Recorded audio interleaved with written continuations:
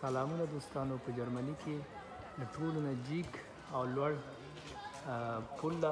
تاسو باندې نن ښایمه خلک ورته سر ته ورختلي دي. دا وګورئ چې هلته پرې ته راغلي دي. د یکشنبې ورځ ده، موږ هم راغلي یو په جاله باندې راپورې وتلو. اوس راغللو دې پل ته.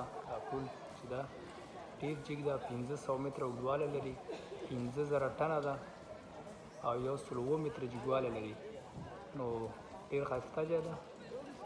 نو کور کې مه کښېنئ، چې کله اوزګار وئ لاړ شئ له داسې تفریحیانو څخه لیدنه وکوئ، ویې ګورئ، خوند ترې واخلئ او ښایسته رود ترې هم بهیږي. زما ملګری ده، هغه هم راغلی دی ورته، موږ هم راغلي یو. نو تاسو سره لنډ معلومات شریکول. دا د جرمني د مونسټربروک ده، 107 متره اوږدوالی